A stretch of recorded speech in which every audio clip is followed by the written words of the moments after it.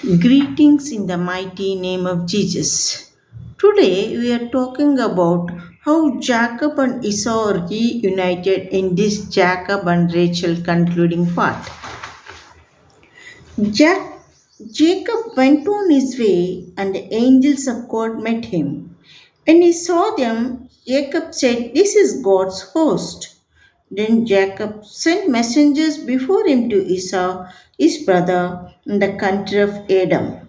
He commanded him, saying, "Thus you shall speak to my lord Esau. Your servant Jacob wishes to say to him that he has stayed with Laban until now. He has oxen, asses, flocks, men servants, and women servants. He is sending to tell this to my lord that he may find grace in his sight." Later the messengers returned to Jacob, saying, "He went to your brother Esau, and he is coming to meet you, and 400 men are with him." Jacob was greatly afraid and was distressed. He divided into two camps the people that were with him, the flocks, the herds, and the camels, saying, "If Esau should come upon one camp and smite it, then the other camp shall be able to escape." Then Jacob said, "Deliver me, I pray you, O God, from the hands of my brother, from the hands of Esau. For I fear him lest he will come and strike me, sparing neither mother nor children. Yet you have said to me, I will surely do you good and make your race as the sand of the sea, which cannot be numbered because of its multitude."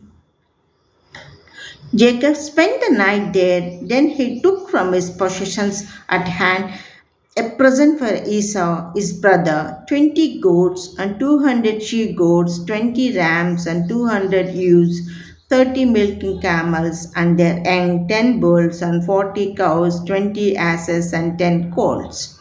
He delivered them to his servants, keeping each trough separate from others. Then he said to the first servant, "When Esau, my brother, meets you and asks, 'To whom do you belong? Where are you going? And to whom belong these beasts before you?' You will answer, 'They belong to your servant Jacob. They are a present for my lord Esau, and behold, your servant is behind us.'" Jacob gave the same order to the second servant, then to the third one, and to all those who were walking behind the drove, saying, "This is how you will speak to Esau when you meet him." But Jacob thought, "I will appease him with a gift that goes ahead of me, and later I will look at his face. Perhaps he will accept me." The man left with the present, and Jacob spent that night in the camp.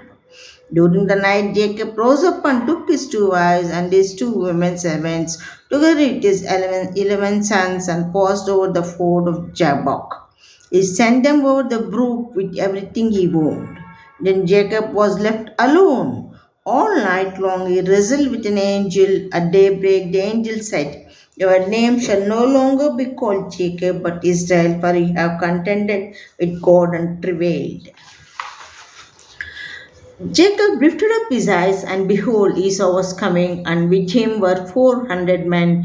Jacob divided the children between Leah, Rachel, and the two handmaids. He put the handmaids and their children foremost. Leah and her children come after, and Rachel and Joseph were lost. He went ahead of them and bowed himself to the ground 7 times until he was near his brother. Esau ran to meet him, embraced him, and fell on his neck and kissed him, and they wept. Esau looked up and saw the women and the children. "Who are those with you?" he said. "Those are the children," Jacob said, "which God has graciously given your servant." Then the handmaids came near, they and their children, and they bowed themselves. And then Joseph and Rachel came near, and they bowed themselves. "What do you mean?" Esau said, "by all this flock and cattle that I met? These are to find grace in the sight of my lord," Jacob said. "I have enough, my brother," Esau said. "Keep what is yours for yourself." "No, I pray you," said Jacob. "If now I have found grace in your sight, then receive my present at my hand, for I have seen your face as though I had seen the face of God, and you are pleased with me." Take, I pray you, the gift that was brought to you, because God has dealt graciously with me and I have enough. He urged him, and Esau took it and said, Let us go and start our journey. I'll go before you. My Lord knows, said Jacob, that children are tender and have the care of ewes and milking cows with their young.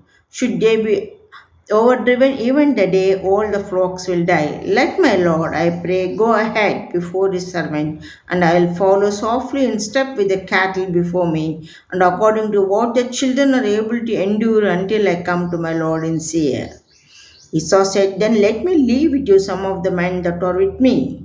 What need is there, said Jacob. Just let me find grace in the sight of my Lord. So Esau departed that day on his way to Seir, and Jacob went to Alam, it is in the land of Canaan, and he pitched his tent outside of the city. He bought a parcel of land where he had spread his tent for 100 pieces of money. There he erected an altar and called it El Elohe Israel. Thank you. God bless us. Thank you for watching my channel. Please subscribe my channel.